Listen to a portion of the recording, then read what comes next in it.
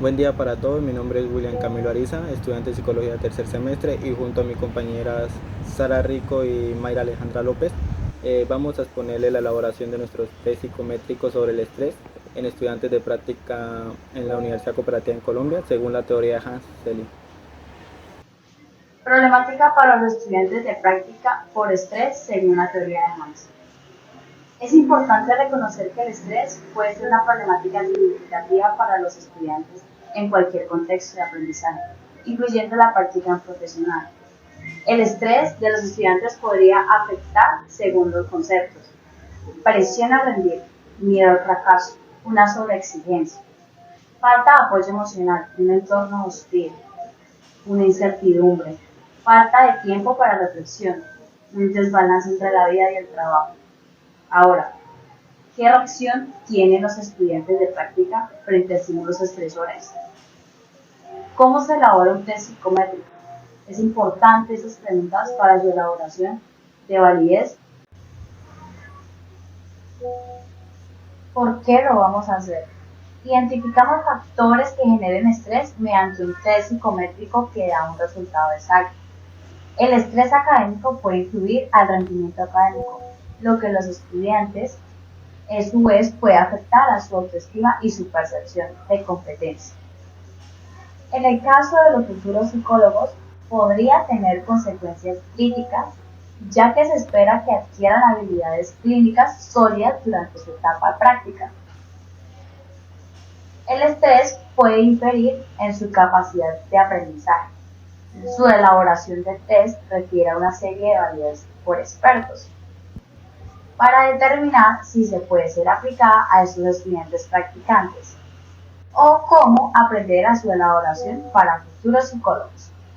Es importante tener en cuenta la validación de los expertos para así su aplicación. Diseñamos y componemos una prueba de un diseño psicométrico. Identificamos las fases en las que se encuentran dichos estudiantes de práctica para su aplicación en los estudiantes. Se tuvo que pasar por expertos para su validez y asimismo garantizar los resultados acertados según la teoría. Es importante su validez en los expertos para que dicho test sea acertado en los estudiantes practicantes. Esto es fundamental tenerlo presente para realizar mediciones frente al tema. Dicho esto, se dan a conocer factores mayormente comunes en el ámbito estudiantil. Todo esto realizado y guiado por la teoría de Hans. Buen día, mi nombre es Camilo Ariza.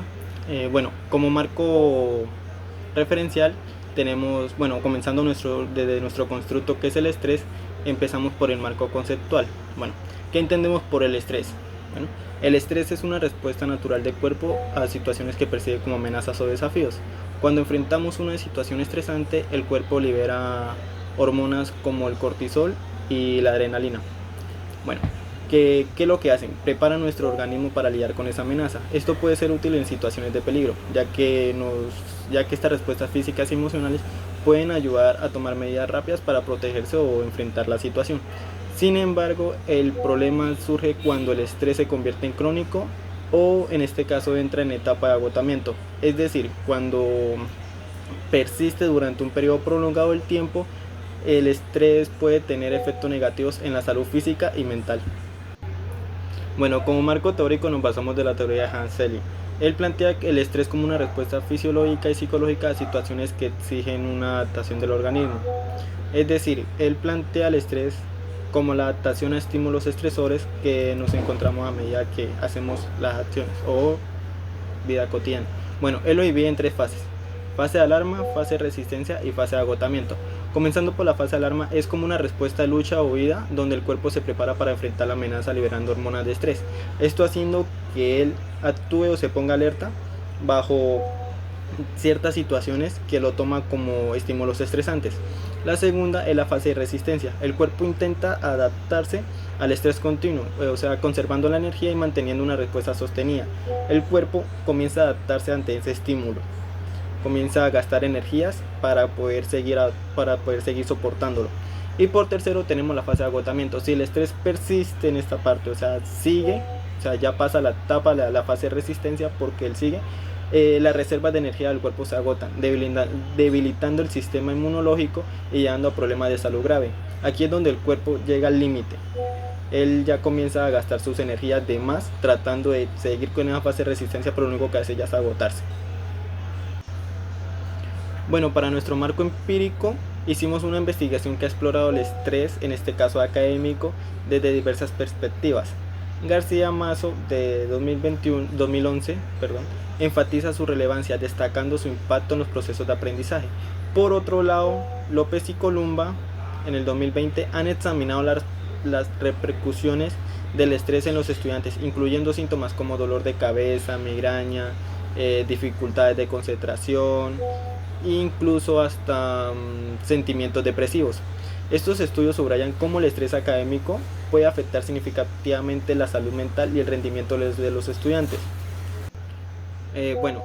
Llevando ya al cuerpo a un límite donde ya comienzan unas afectaciones a nivel físico y mental, siendo como dolor de cabeza, estrés, afectaciones físicas como problemas digestivos, sudoración excesiva, entre otros. Bueno, empezando con la metodología, a mi lado se encuentra las tablas de especificaciones, que fue la organización de todo este proceso que se hizo, utilizando la teoría de Hans como punto de partida. En nuestra variable encontramos el estrés. En las dimensiones encontramos las tres fases que acabo de mencionar, que es la fase de alarma, la fase de resistencia y la fase de agotamiento. En indicadores tenemos una breve descripción de lo que significa cada fase y lo que puede llegar a provocar. En la cantidad de preguntas tenemos el número de preguntas por cada dimensión. En nuestro caso fue 4 preguntas para la fase de alarma, 4 para la fase de resistencia y 5 para la fase de agotamiento, que es donde más se mira afectaciones físicas y mentales. Al lado se encuentran los ítems. Cada número significa la fase de cada prueba. O sea, un ejemplo, en el ítem 2 está la fase de alarma, en el ítem 4 está la fase de resistencia y en el ítem 1 está la fase de agotamiento. Así sucesivamente con los demás ítems. Bueno, continuando con la metodología, vamos a hablar de la población. Bueno, nuestra población fueron los estudiantes en etapa de práctica de psicología de la Universidad Cooperativa de Colombia, tomando como muestra 10 estudiantes. Esto lo hicimos de manera de que todos tuvieran la misma probabilidad de ser escogidos. Bueno, el procedimiento, lo que nosotros iniciamos por la identificación del problema a resolver, era por qué los estudiantes en etapa de psicología tenían estrés, ya que en ese momento es donde se realiza el cambio del quinto semestre, donde es todo lo que manejan en los semestres anteriores, mismo sistema, a llegar a práctica, que es donde empieza la etapa práctica de ellos, que es algo nuevo para ellos. Entonces son más propensos a recibir más estímulos estresores. Luego era establecer el objetivo. ¿Qué era lo que queríamos llegar con esto? Identificar todas esas problemáticas y todas esas causas, o cuáles son esos estímulos estresores. Luego ya sigue la definición del constructo psicológico. Aquí nos basamos de la teoría de Hansel, en cómo él define el estrés y cómo se define cada fase que él planteó, que es la fase de alarma, la de resistencia y el agotamiento. Luego sigue la revisión y definición de la teoría explicativa del constructo, que es la que acabo de decir. O sea, la definición de todo eso, por eso hicimos en la tabla de especificaciones, en donde va cada teoría y lo que significa cada una. Ya luego la definición de las categorías. En nuestro caso utilizamos 3 categorías, que fue una categoría por cada fase planteada de la teoría sobre el estrés. Ahí ya hicimos el cuadro de especificaciones, que fue el que les mostré anteriormente, donde especificamos en cada ítem en qué fase se encuentra, si en la fase de alarma, fase de resistencia o fase de agotamiento. Ahí ya comenzamos luego con la definición de la estructura del instrumento. Comenzamos a plantear cada pregunta. En total sacamos 15 preguntas por dimensión, aunque por lo general se utilizan de 3 a 4. Eso con el fin de que ya en la evaluación de expertos, que es lo que sigue en el procedimiento, por motivo de que la pregunta no esté bien planeada, no tenga tanta claridad, o no sea relevante, el profe pues no hace la revisión. En el caso de que algunas fueran descartadas, ahí tendríamos para escoger. Escogimos las mejores, o sea, las preguntas que tenían más relevancia, más confidencialidad y eran más concretas. y de cada dimensión sacamos de 4 a 5 preguntas. Ahí ya bueno sigue la selección de la muestra, que como dije fue 10 estudiantes en etapa de práctica, que todos tenían la misma probabilidad de ser elegidos. Ahí ya sigue la aplicación de la prueba. Los resultados que tuvimos fueron bastante precisos por parte de los estudiantes, ya que escogíamos tipo de respuesta de sí y no. Si ellos sentían que tenían lo que formulaba la pregunta, obviamente iban a pues, seleccionar que sí, pero si no, entonces la opción no. Ahí es como ellos decir, si lo tengo, no lo tengo. Entonces de ahí comenzamos nuestro análisis de datos. Sobre el análisis de datos factorial, no lo pudimos completar por tema de población. Por lo general se utilizan de 100 a 150 personas para que pueda ser válido. En nuestro caso no pudimos porque solo teníamos una muestra de 10 personas, aunque hablando del análisis factorial se divide en dos categorías. El análisis factorial exploratorio, que descubre patrones en datos sin hipótesis previas, o sea, identificando factores latentes que explican correlaciones entre variables observadas. Y la otra que es el análisis factorial confirmatorio, que verifica esas hipótesis existentes al evaluar si los datos se ajustan a un modelo teórico específico, confirmando relaciones predichas entre variables. Como dije, no pudimos hacer el análisis de datos por el tema de la población, ya que se mira que para ambos se tenía que utilizar una población mínima para poder hacer toda esa comparación. Bueno, estos fueron los resultados por parte del juicio de expertos, gracias a la colaboración del profe Elkin Lozada y al profesor Andrés Suárez, que fueron amables al realizar nuestra evaluación para cada uno de los ítems. Como dije anteriormente, se sacaron de 10 a 15 ítems por dimensión, por si en algún momento algunos iban a ser mal evaluados, serían descartados y con eso quedaríamos con los mejores ítems. Esto para pasarlo a la calculadora X, que aquí es donde mira la validez de cada uno de los ítems, donde evalúa 3 criterios: la relevancia, la representatividad y la claridad. Como pueden ver, todos fueron validados, todos salieron válidos. Y al lado de la calculadora se encuentra nuestra prueba finalizada ya para ser aplicada a los estudiantes. Bueno, estos fueron los resultados por parte de los estudiantes que fueron seleccionados.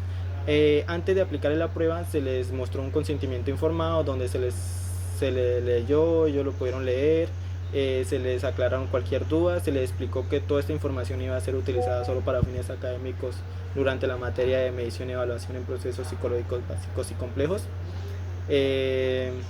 Y estos fueron los resultados. En el tema del análisis de datos factorial no pudimos por la cantidad de estudiantes, ya que se utiliza alrededor de 100 a 150 estudiantes. Discusión.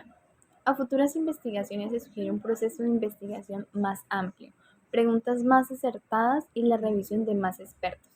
Esto para poder diseñar un instrumento de medición sólido, crucial para la investigación, ya que proporciona una herramienta que permitirá recopilar datos sobre el estrés de un grupo de personas, en este caso, los estudiantes de práctica de la Universidad Cooperativa de Colombia de la sede Villavicencio.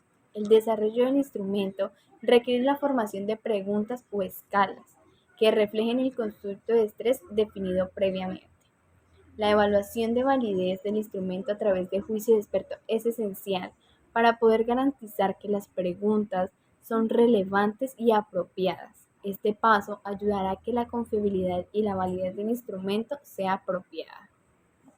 La recopilación de datos reales a través de la aplicación del instrumento permitirá la medición del estrés en la población específica. En este caso, serán los estudiantes de práctica de psicología.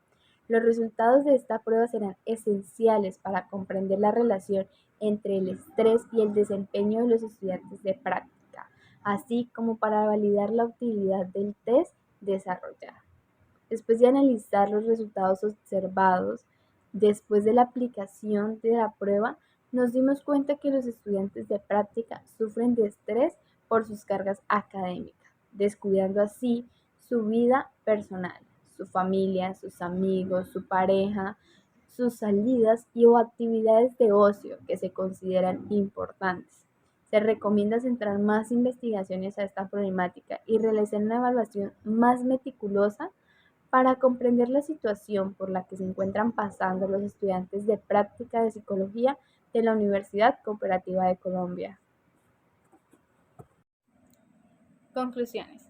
En este informe sobre el estrés en estudiantes universitarios de psicología en sus prácticas en la Universidad Cooperativa de Colombia, a través de un enfoque basado en la teoría del estrés de Hannes Lane, se ha destacado la relevancia de comprender y abordar este fenómeno en el contexto educativo. El estrés académico se ha identificado como un desafío constante que afecta tanto el bienestar emocional como el rendimiento académico de los estudiantes. Cabe comprender que durante la etapa de práctica, la presión y la demanda adicional de trabajos puede generar síntomas de ansiedad, depresión y agotamiento que repercuten en la calidad de vida de los estudiantes. La teoría de Slane ha proporcionado un marco teórico valioso para comprender cómo el estrés académico puede ser tanto positivo o negativo dependiendo de cómo se percibe y se gestione este. Este enfoque teórico ha enriquecido nuestra comprensión del estrés académico y ha ofrecido una base sólida para desarrollar estrategias efectivas de prevención y gestión. Este informe no solo se ha identificado el problema del estrés académico, sino que también destaca su importancia tanto a nivel individual como a nivel institucional. Los estudiantes de psicología que aterrizan su práctica en la Universidad Cooperativa de Colombia se benefician de una formación de alta calidad, pero también enfrentan desafíos considerables. La universidad, por su parte, tiene el deber de asegurar el bienestar de sus estudiantes y garantizar que se formen profesionales éticos y competentes. En última instancia, este enfoque plantea la necesidad de acción proactiva y continua para gestionar el estrés académico en los estudiantes de psicología durante su etapa de práctica. La aplicación de estrategias basadas en la teoría de Slade, junto con un enfoque en el apoyo emocional y académico, es esencial para mejorar el bienestar de los estudiantes y garantizar la calidad de su formación. El entendimiento y abordaje del estrés académico en este contexto específico para la formación exitosa de profesionales de psicología.